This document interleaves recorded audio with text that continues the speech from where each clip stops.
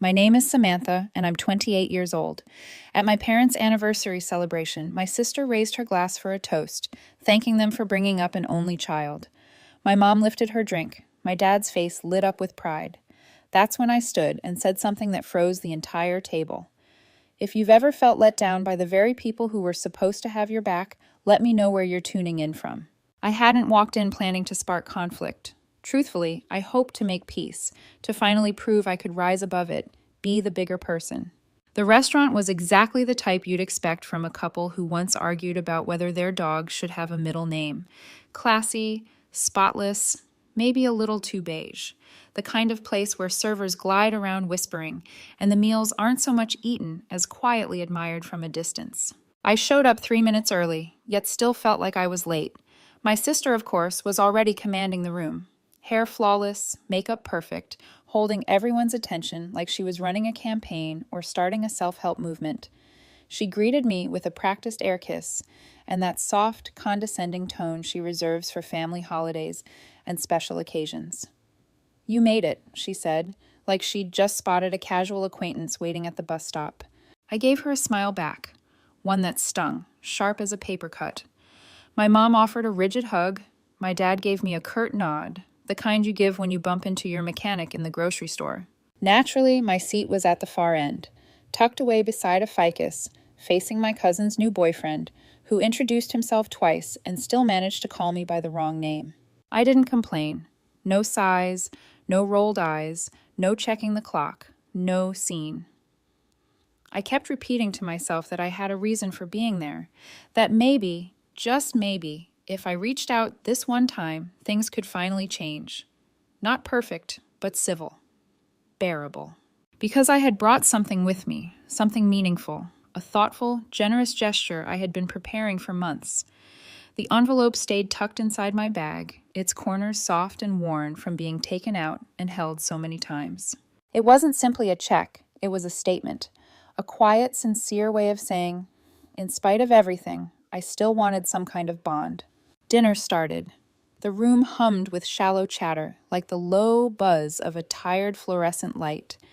My sister launched into a long story about a conference where she presented and my parents hung on her every word, as though she were quoting the Constitution. When I mentioned that I had begun a new freelance project, my mother blinked and replied, "That's nice. Does it come with health benefits?" By the time soup was served, I had answered exactly 2 questions, neither one about me. Then came the toast. My sister stood, glass lifted, smile expertly dialed in. "I just want to say thank you to everyone here tonight," she began, "for coming to celebrate the 2 people who raised me into the woman I am today." Applause followed. I clapped too, like a trained seal on cue. "And especially," she went on, turning toward our parents with the same carefully curated warmth, "I want to thank them for raising the most amazing only child anyone could ever ask for." And then, nothing.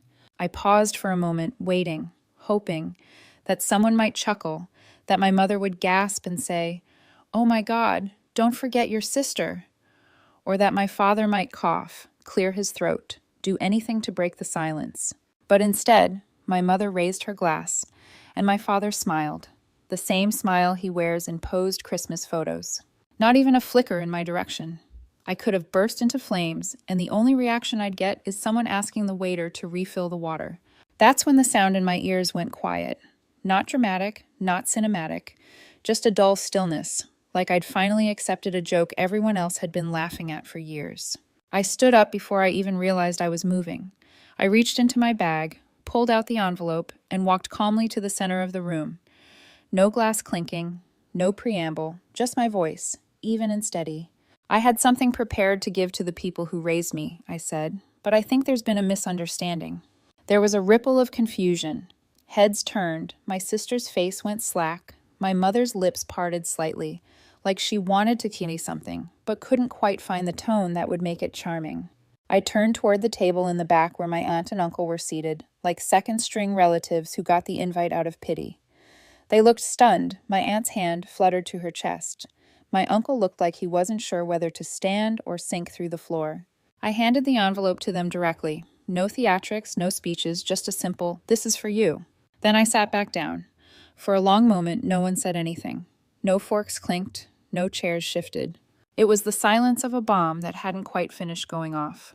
My sister blinked, like she was trying to reboot her brain. My mom tilted her head in that way she does when she's trying to convince herself she didn't just witness something deeply inconvenient. My dad's face was unreadable, but his jaw was clenched. And my aunt, she was staring at the envelope like it was ticking. I didn't say another word, and no one asked. The rest of the dinner passed in that strange, suffocating quiet, like the moment had sucked the air out of the room and no one was quite sure how to breathe again. But I breathed for the first time all night. I actually breathed, because I wasn't waiting anymore. Not for validation, not for permission, not to be seen. They'd raised an only child after all. So I gave what I had to someone who actually saw me. They say that when someone shows you who they are, you should believe them. I used to think that was just a quote people slapped on Pinterest boards, between photos of minimalist living rooms and avocado toast. But maybe Maya Angelou knew something I didn't. 'Cause my parents, they've been showing me who they are since I was old enough to understand what a golden child was, and more importantly, that I wasn't it. The signs were always there, subtle at first, like the way my sister's macaroni art made it to the fridge, while mine was quietly repurposed as a grocery list. Or the way my parents clapped when she sang off-key in a school play, but said nothing when I won a regional writing competition. I brought home a little trophy once. I still remember the way my dad glanced at it, then said, "You know, spelling bees don't count as sports." When I turned 8, I asked for a bike. My sister got a pink one with streamers, a matching helmet, and training wheels, just in case. I got a long lecture about how I should be happy with hand-me-downs. The hand-me-down was from a neighbor's kid. It still had mud on it. And yet I kept trying. I thought maybe if I was quieter, easier, more helpful, maybe that would earn me a little space. So I babysat, cleaned the kitchen without being asked, and brought home good grades. Straight A's, mostly. My mom called them bare minimums. When my sister got a B+ in history, there was cake. When I graduated high school, my parents forgot to book the restaurant they promised. We ended up eating at a fast food place because, as my dad put it, the fries are better anyway. My sister's graduation, they rented a private hall. There was a slideshow, speeches, even party favors with her name on them. You'd think she was giving a TED Talk, not picking up a diploma. But I didn't crack. I told myself I didn't need all that I wasn't that kind of person, that I was fine keeping my head down. I didn't realize that what I was actually doing was shrinking, silently, daily, and with practice. My aunt and uncle saw it first. They were never loud about it. They didn't swoop in and declare themselves my saviors. But they were there in all the small, quiet ways that matter. They used to babysit me when my parents wanted a break. I think I was 5 the first time they picked me up. My mom handed me off like I was a Tupperware container she'd grown tired of. "She's picky about food," she said, "and don't let her stay up too late." They didn't treat me like an inconvenience. They made popcorn and let me watch movies I picked. When I got scared during the never-ending story, my aunt held my hand and said, "He's just pretending to be scary, sweetheart." That was the first time anyone explained fear to me in a way that made sense. I spilled orange juice on their white carpet once and burst into tears. I'd been yelled at for less at home, but my aunt just brought me a towel and said, "It's just a carpet. You're worth more than that." When I was sick in college and couldn't afford cold medicine, my uncle drove 2 hours with soup and cough drops. My dad sent a thumbs-up emoji. No words, just the emoji. My mom suggested I try herbal tea. When I got my first job and was scared I wouldn't make it, my aunt emailed me every day for a week. Just little things. "You've got this. They're lucky to have you. Proud of you already." Meanwhile, my parents asked if it came with dental. They showed up for birthdays, for emergencies, for everything in between. When I got out of a toxic relationship and had nowhere to go, they cleared the guest room without hesitation. My mom said I should have tried harder to make it work. When I landed my dream freelance client, I told them first. Not because I didn't want to tell my parents, but because by then I knew how the conversation would go, and I was tired of shrinking. I tried once, just once, to explain all of this to my mom. I told her how much it had hurt growing up under the shadow of someone who never seemed to have to make an effort. She chuckled and said, "You've always been overly sensitive. That's your issue." Then she added, "Well, at least we didn't spoil you." And she was right. They hadn't. But neither had my aunt and uncle. What they had done was see me, listen to me, make space for me to exist without needing to earn it through performance. And in this family, that alone was revolutionary. There was this moment, just a few weeks ahead of the anniversary dinner, when I was sitting at their kitchen table sipping coffee, and suddenly realized I felt more at home there than I ever had in the house where I was raised. My uncle was in the middle of some goofy story about setting off the smoke alarm trying to make pancakes. My aunt rolled her eyes at him, but couldn't wipe the smile from her face. They had that natural ease that only comes from loving someone without needing to change them. I half joked, half confessed, "I used to wish I was yours." My aunt looked at me over her mug and said, "But you are." That moment took up permanent residence in my chest. As I walked into the anniversary dinner, I didn't have a plan to speak. I didn't intend to do anything at all. Sure, the envelope was still in my bag, but in my mind, it was still meant for my parents. Some quiet part of me was holding on to the possibility that maybe, just maybe, they'd surprise me. Instead, they erased me, softly, publicly. And for the first time, I allowed myself to accept what I'd always known. I hadn't been unseen because I failed to shine. I was unseen because they refused to look. So I turned my gaze elsewhere, and what I'd been seeking all along, I found it. The envelope hadn't been opened. I knew, because the following morning, I received a text from my aunt. Just a single question mark. No words, no emoji, just that small, curled symbol of confusion that somehow spoke volumes. I waited an hour before I returned the call. They answered on speakerphone. I could hear my aunt's breath before she spoke. "We haven't opened it." I smiled, though they couldn't see. "You can." My uncle cleared his throat. "Are you sure? We don't want to cross a line." "You're not," I said, leaning back on the couch and gazing at the ceiling. "You never have." They opened it together. I heard the rustle of paper, then stillness. No gasp, no exclamation. Just silence. A silence that made my chest feel weightless. I had transferred $50,000 into a joint account in both their names. No catch, no fine print, no clever legal tricks, just a quiet offering of repayment for all the gentle kindnesses they never once asked to be compensated for. And then came the whisper, "No, no, no, sweetheart. This can't be right."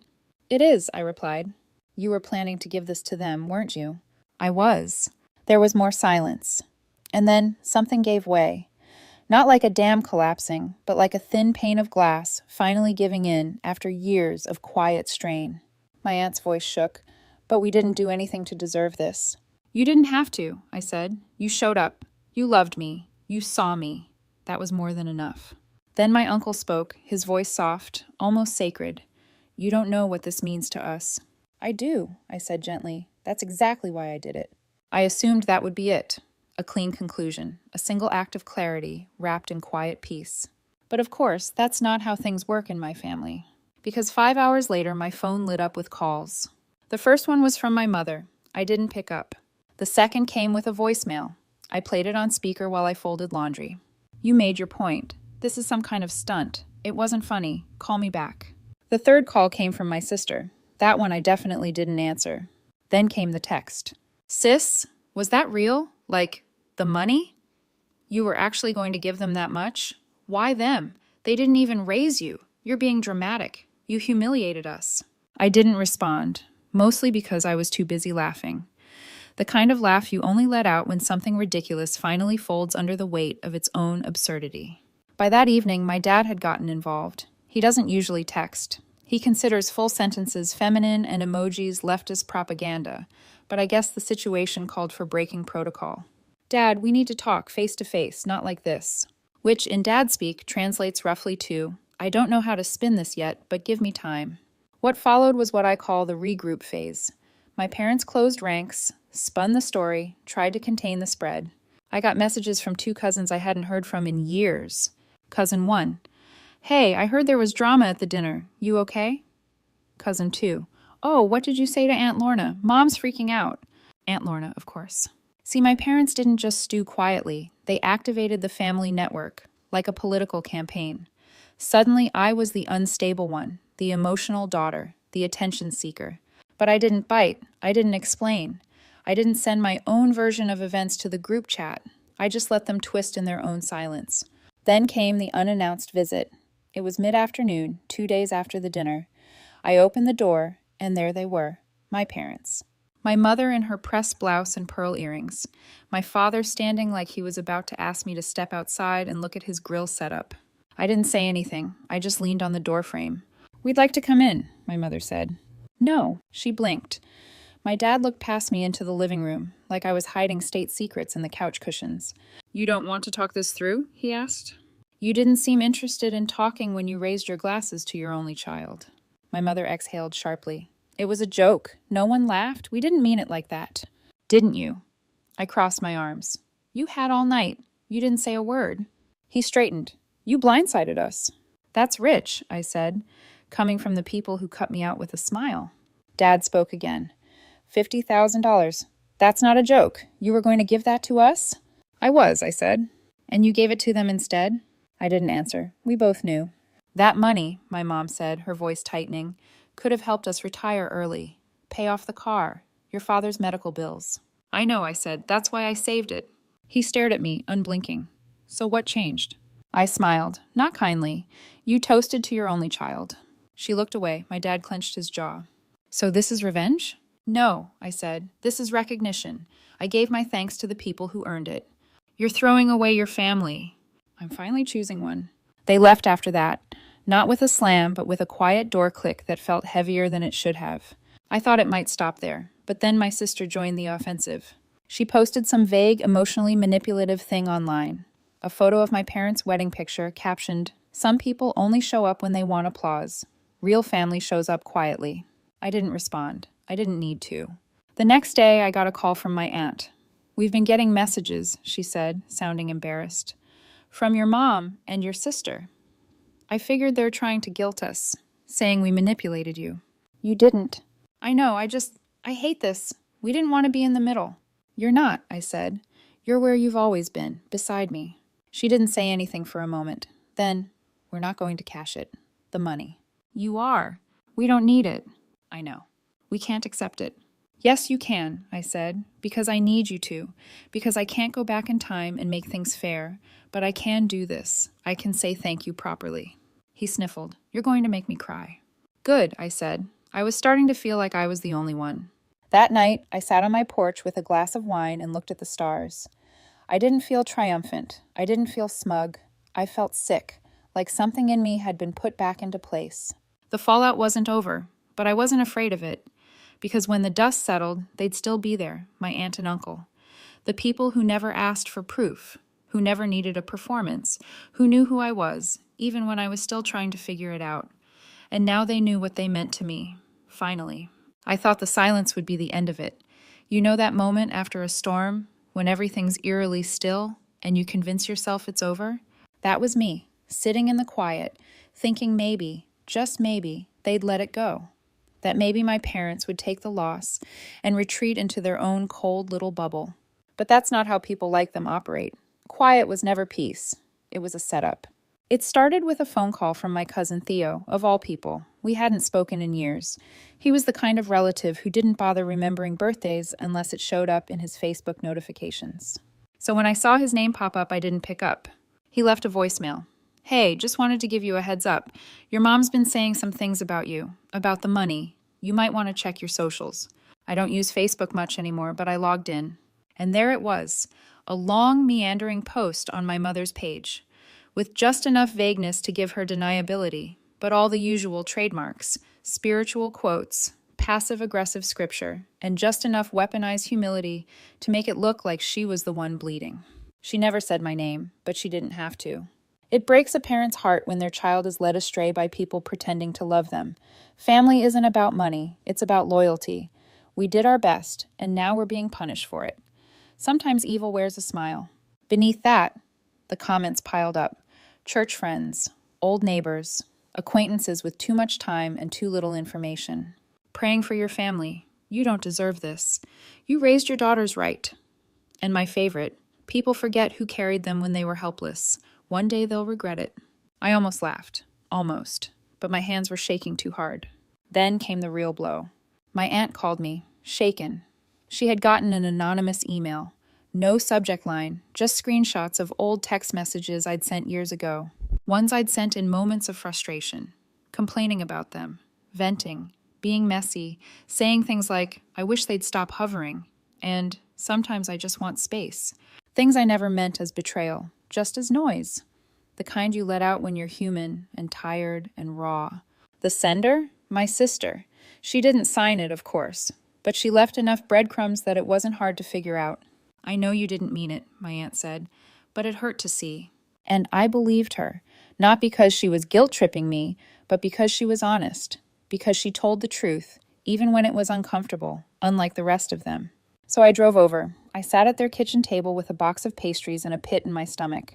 I'm sorry, I said, for everything I said, for anything that made you question what you mean to me. My aunt didn't make a speech. She simply reached over and held my hand. My uncle poured coffee. No big declarations, no emotional embrace, just presence. This is what love looks like, the kind that doesn't require justification. That's when it finally clicked. It was time to stop forcing what had never worked, to stop trying to plug holes in a ship that had never been seaworthy, to stop calling it family just because we happened to share DNA. So I wrote a letter, not an angry one, not a rant, just the truth, a list of boundaries, a calm, firm line drawn in the sand. Please don't contact me again. Do not try to reach me through others. Don't twist the story, and don't expect reconciliation. I wish you peace, but I'm done playing the part you cast me in. I printed the letter and sent it by mail, so no one could later claim I never got it. A week after, my mother rang me from a number I didn't recognize. I let it roll to voicemail.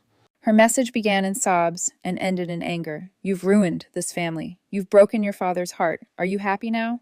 And as I listened, I thought, yes, I am. But they didn't stop there. They tried to push my aunt and uncle to return the money.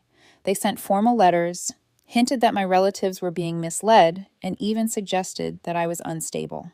Things escalated so much that my uncle reached out to a lawyer just to make sure they were protected. I offered to pay the legal fee. He refused. We don't take from family, he said, but we do accept gifts. That winter, I spent Christmas with them. Just the three of us. No roles to play, no expectations hanging in the air.